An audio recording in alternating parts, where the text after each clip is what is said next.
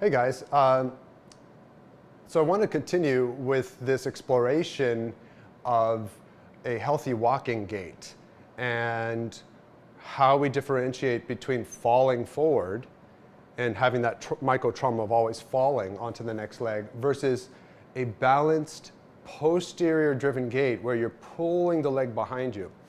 And one component that we need to add on to this is our ankle flexion.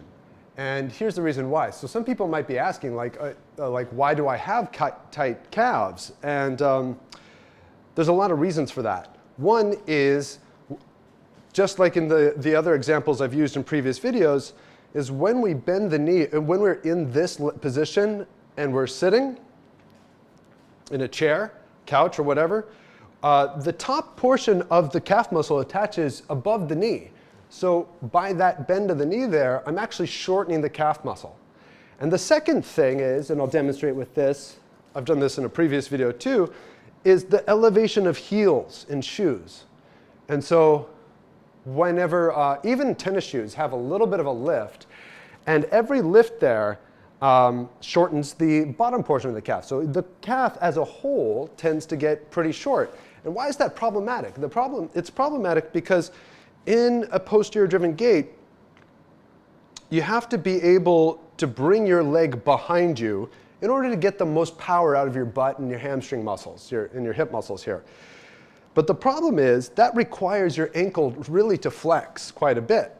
And if, as you're bringing your leg behind you, the ankle flexion is resisted by a shortened calf, the heel's going to have to pop up to the floor. You're going to have some other strategy, but usually the heel pops up and it ends up falling forward again onto the next leg. And so you never really get to experience the hips and the hamstring muscles really driving back. And so the crux of the matter is kind of that your heel needs to be the thing that is pushing through the floor and driving back. That just gives you that nice anchor, like you're rowing a canoe and you're driving your oar backwards, or your pole vault, if you will. You have to drive it into the ground and pull it back in order to get any propulsion forward.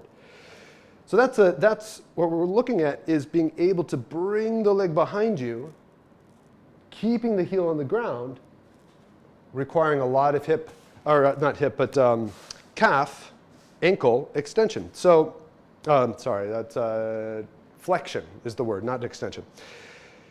So calf stretch, it's the best thing you can do for it, and this is really one of the fundamental things that we can do for basically all of our motions in restorative exercise.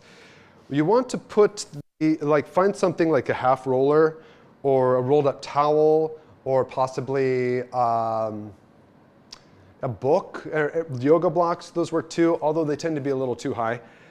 And come slightly back and put the ball of the foot onto the roller on the top of the cylinder in this case, and drop your heel to the floor. And so the emphasis is always keeping your weight back on your heels. At this point, you may or may not feel much stretch, but what you can start to do is begin to gradually step that other foot forward, which requires more ankle flexion. You might be able to see it if I do it this way with the other foot. So as I'm stepping this foot forward, I'm flexing that other ankle back more. And it trains us to keep our weight on our heels and be able to extend that ankle more. And so that's something you can do when you're in a gym and whatnot, but you can actually start to look for opportunities to do that everywhere. Like I like to think of even at a curb. I'm walking up the street and here's a small curb. I can put the ball of the foot up and keep my heel down. Say I'm waiting for the bus or something, and let that be my stretch. Maybe I can step it forward. Another one is just in the natural environment, is walking uphill. And same as a curb, you can practice and play with going uphill and trying to keep your heels down as you take this next step up to another level. Let's say this is the hill here. Heel down, and I take a step up, and I try to keep that heel down, and take another step up. And each step upward, going up the hill, pulls onto the back of the leg and the calf. So there's a couple little examples just to get one more piece into that posterior driven gait. Hope you have fun with that. Stretch your calves a lot, and I'll see you next time.